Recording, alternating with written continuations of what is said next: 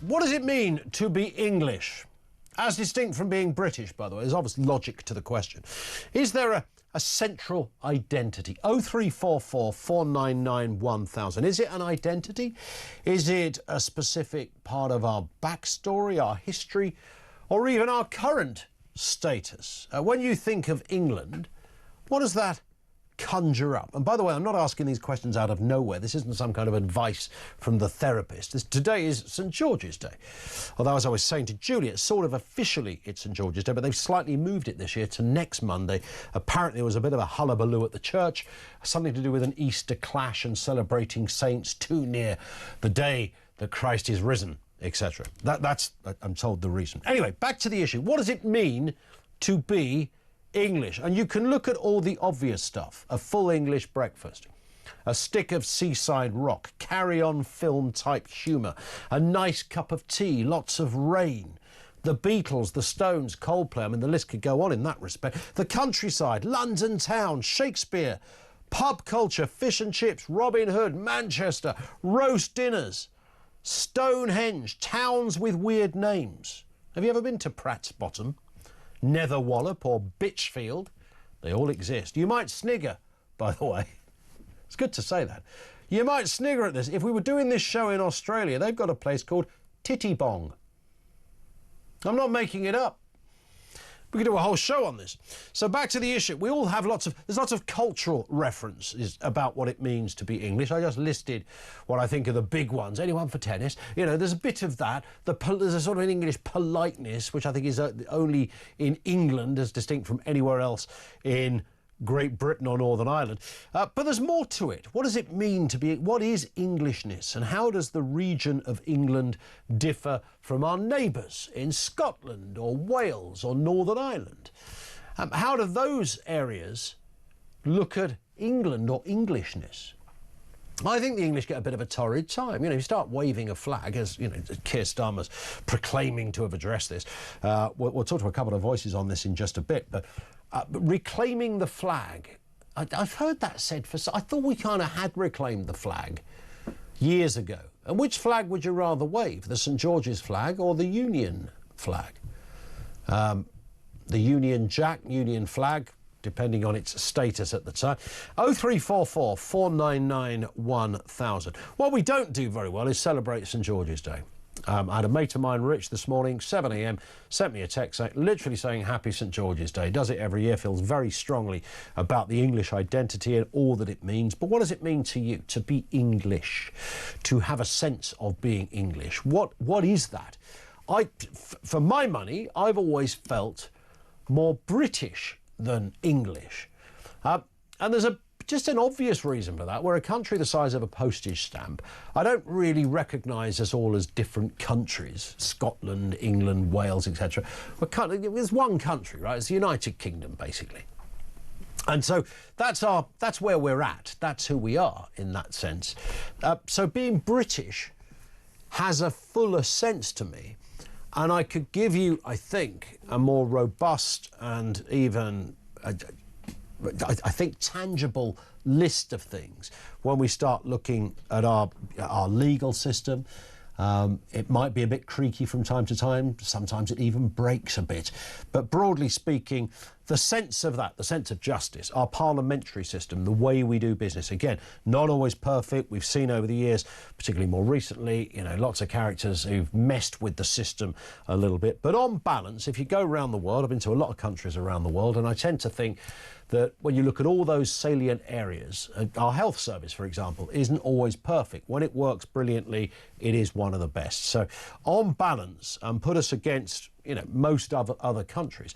Britain, Great Britain, Northern Ireland, the United Kingdom, however you wish to refer to it, we all know what we mean by this, has a greater sense in my head of who I am and where I'm from than England does, even though I'm about as English as, I don't know, you know, a Cornish pasty, a pasty pasty at that, for that matter.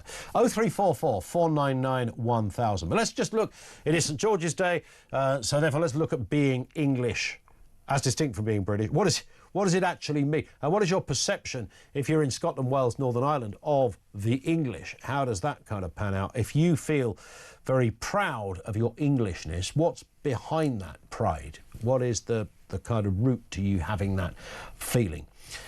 We've got Chloe Dobbs back with us, political commentator, to look at all the big stories of the day. Happy St George's Day. Happy St George's Day. Do we ever... I thought you might have like St George's flag earrings in or something like that. Oh, no, I wasn't that organised enough, but that would have been a good idea. Big tattoo on the side of the face or something like that. Yeah, face paint, whole face covered. Yeah, or permanent Next time. maybe. Yeah, get it permanently tattooed Why not? to show my dedication to the country. Absolutely right. I mean, so you're English? I am, yes. Right, OK. I only asked that. I kind of knew that, but, you know, there might be a little kind of diversion in the family tree.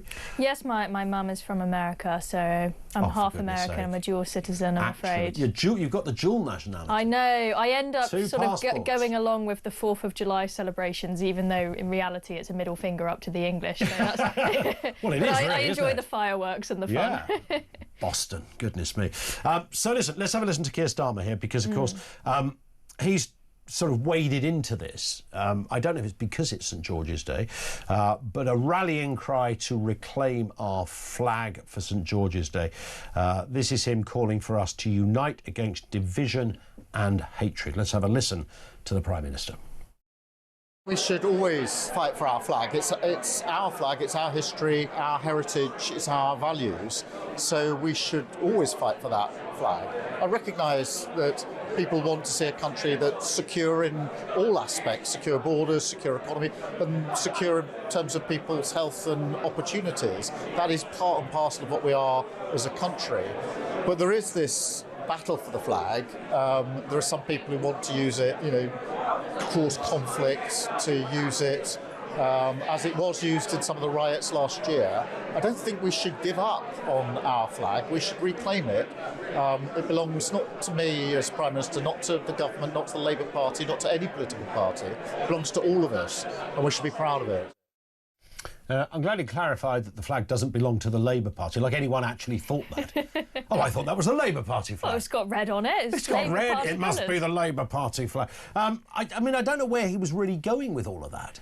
It seemed like a lot of babble when he'd probably been briefed to say, look, we've got the local elections coming up, Reform are doing pretty well, we need to look a bit more patriotic. So I think he said some of the right things there, but I feel like everything he says these days I just take with a pinch of salt. And what he's saying there about, oh, we shouldn't be using the English flag to sow division and whatnot, I think the reality is that a lot of the time they start associating the English flag with, for example, protests for Tommy Robinson, when actually I just think, you can argue with their point of view, the people who are on those marches, not the flag that they're wearing. And it's a shame that only those people are the people that have the confidence and the pride in their country to wear an English flag. It should be the case that people across the spectrum, left and right, happily will fly an English flag. Because it wouldn't be the case with... I mean, if you walked past those kind of Britishness or Englishness, whether you call them protests or,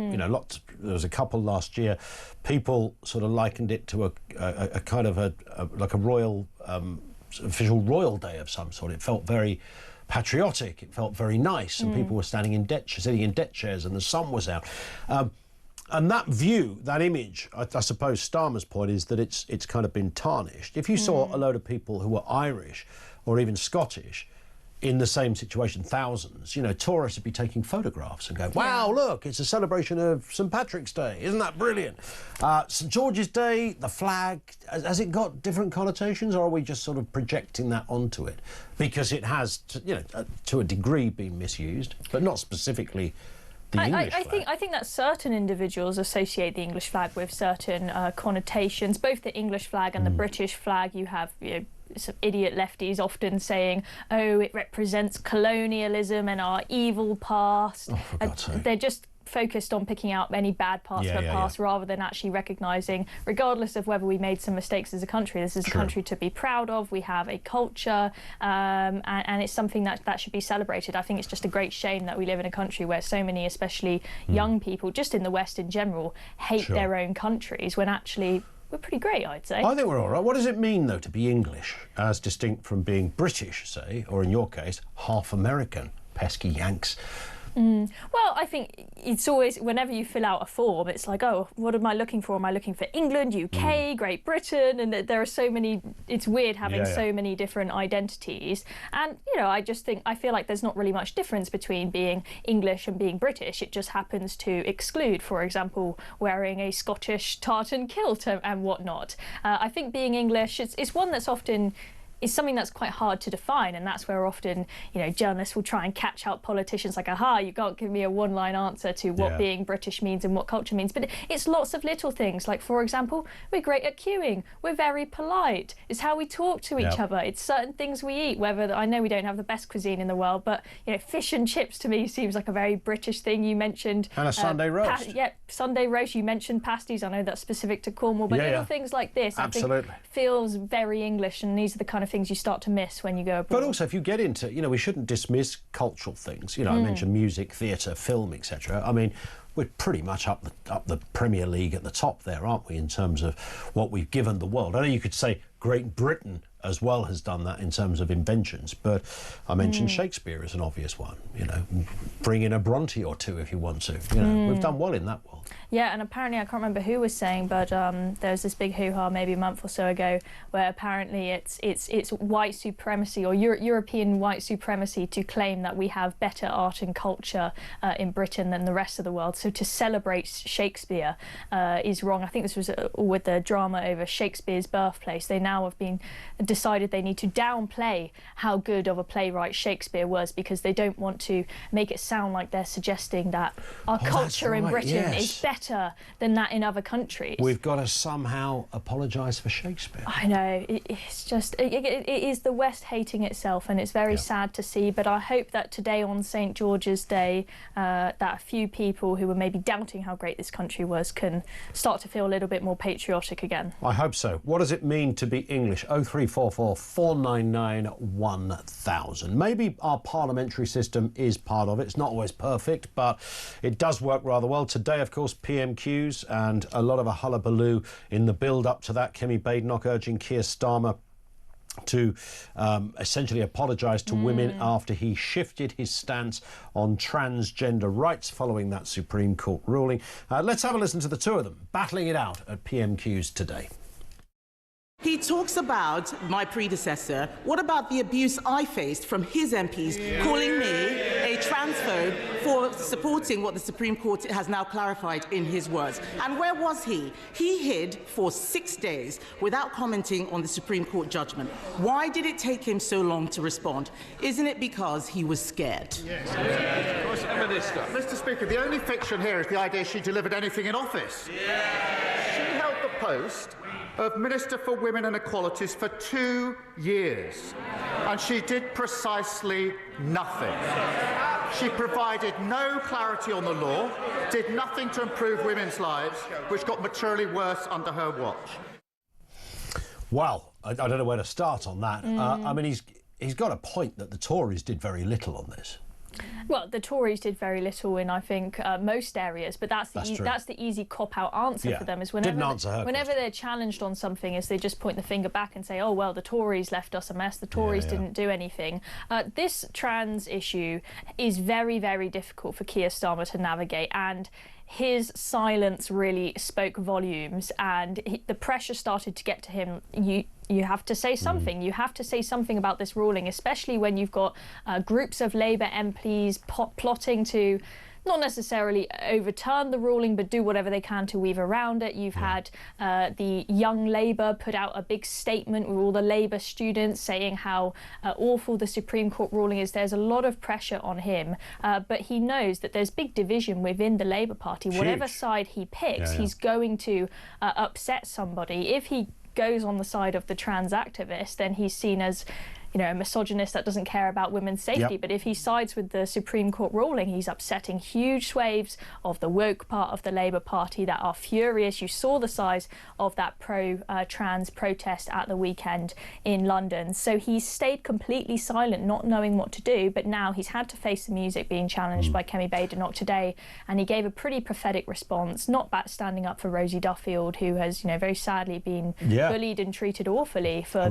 believing in common sense. But also also, I thought it made him sound ridiculous because he said, well, now we've got a Supreme Court ruling. It's like, you needed a ruling to tell you this? I mean, the Supreme Court ruling merely confirmed what most sane people already knew.